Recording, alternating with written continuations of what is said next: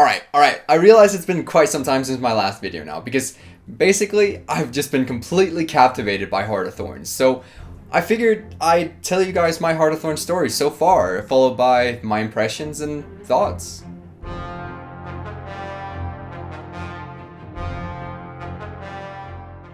October 23rd, 8 AM, 1 hour before launch. I wake up and I'm ready to take on a new adventure. I walk around the apartment for a few minutes before I sit down by my computer, open Reddit, and realize that the patch is already up. And all of a sudden, I completely panic. No, honestly, I panicked. I thought I was gonna get in late. Anyways, my plan for launch was cut in stone because I knew that on Monday, the 26th, just 3 days after, a week's long exam would start for me, and I knew there'd be 1.5 million things to do with Heart of Thorns, so I figured I'd simply focus on one thing at a time. Tunnel vision.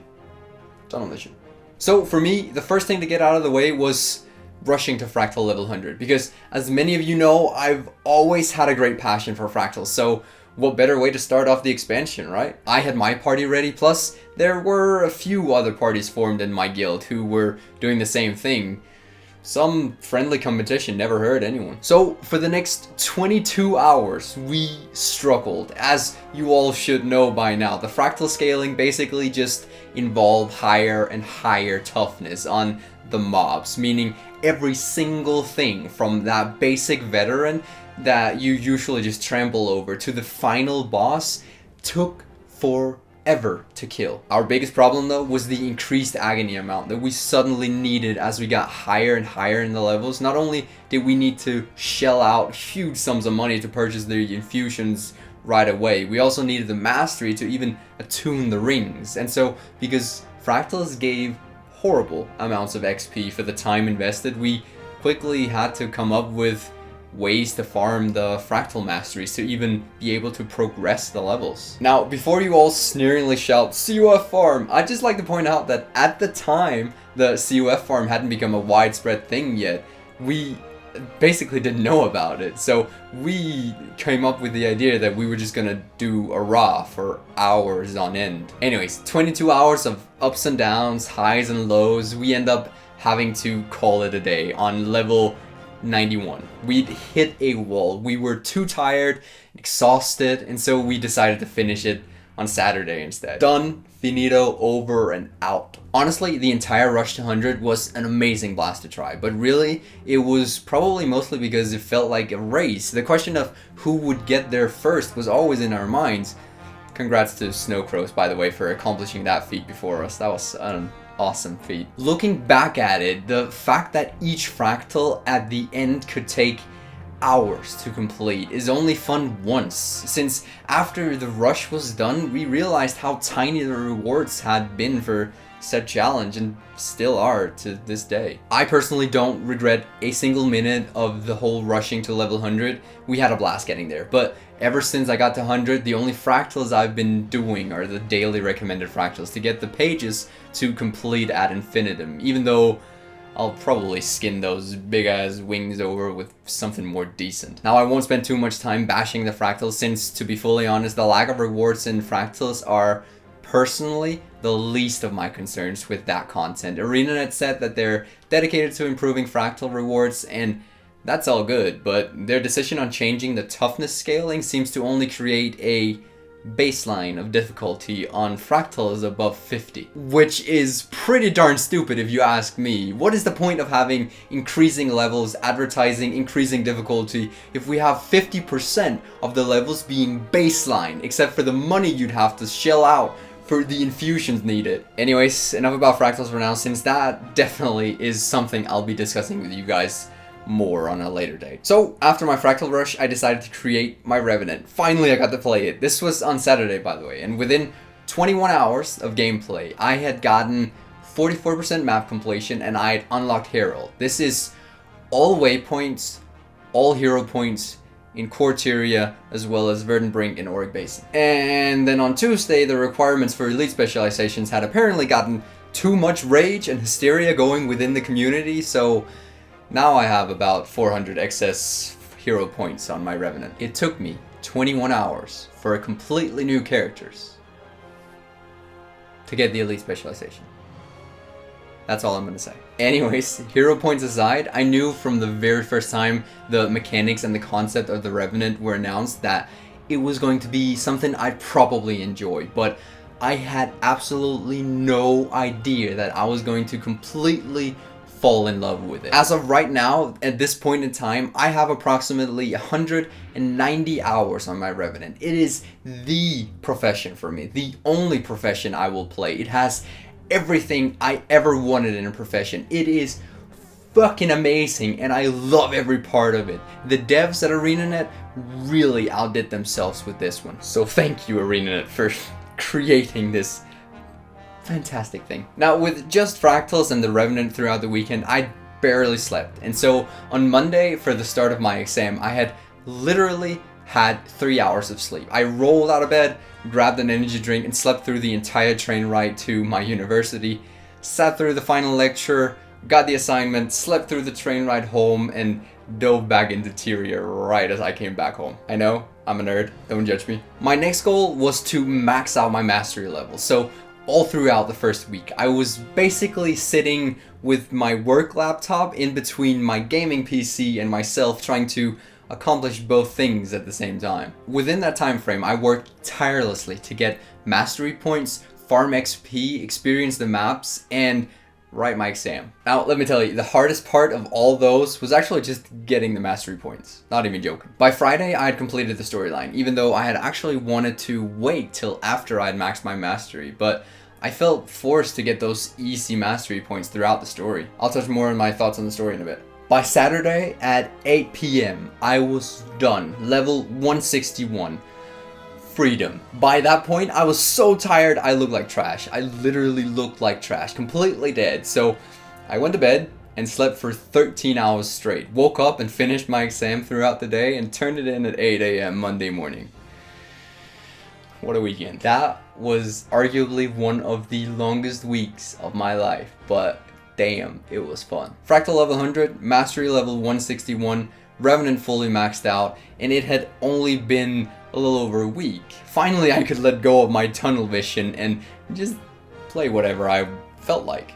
But before I keep going, let's return to the subject of the story of Heart of Thorns first. At first, I was quite impressed with the changes made to it in regards to the added details to sound and visuals. The story flow felt a lot better than we were used to. But by the end of it all, like many, my initial feeling was more along the lines of it being too short. I remember being in the final story instance, thinking to myself, well, that was fast. But immediately after that, I concluded to myself that the story more or less seemed like the final chapter in a very long book, where the majority of the story had actually taken place in the living story.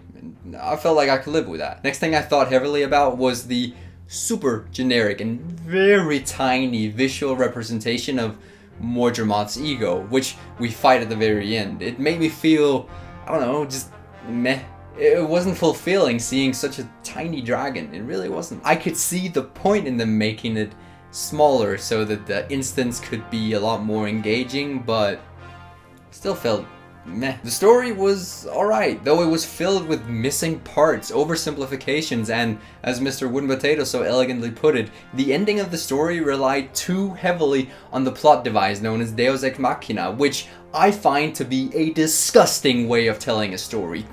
No. This thought makes it even more ironic that ArenaNet put in the title called Ex Machina. I need that in my life, by the way, but that's related to a whole other meaning of the saying, but that's beside the point. The story was fine, but it could have been so much more with what we have. Now, I felt this way until I stepped into Dragon's Stand. After having been through everything leading up to that map, I still hadn't pushed the event, and I had no idea what was at the very end of it. So I got a couple of guildies with me and we tagged up, commanded the map for the first time for all three of us. We hyped people to participate and bring their friends because we totally knew what we were doing, right?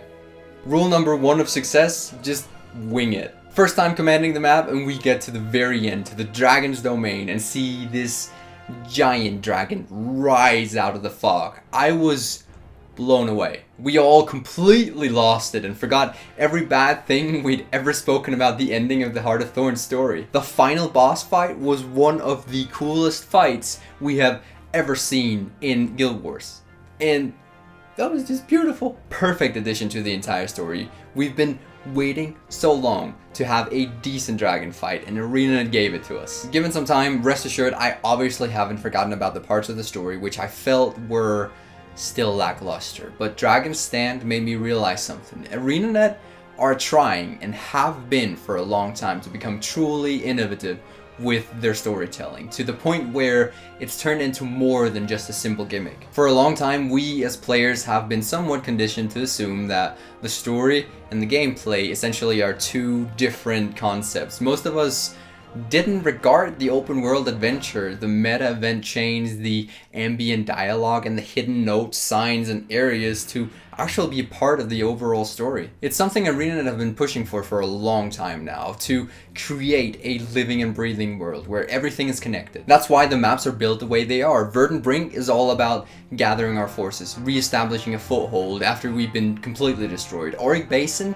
needs to be defended because we brought the egg there. Tangled Depth is the collective pack forces trying to shoot a hole through the wall so that we can actually enter the dragon's domain, and Dragon's Stand is the conclusion to it all. The instant story should not be viewed as a secluded entity cut off from the rest of the game. Once I realized that ArenaNet had actually succeeded somewhat at making this connected so heavily, I must admit I felt an immense amount of respect towards the work that ArenaNet have made possible. It's something they've heavily talked about before, and it's something I've discussed on my channel before, but to be honest, I never thought any game could really pull off the concept of peripherally interlocking storylines so well, and especially not into an MMORPG. I'll put it this way, the storytelling is not perfect, but it's certainly going in the right direction by now. And by now, with what we've seen, I have high hopes for the future of this game, I really do. One thing that really does pull my chain at times though, is that it seems that ArenaNet also really likes to put in mysteries constantly, and that's all fine and dandy sometimes. It leaves room open for speculations and it can make the world come to life in a whole other way.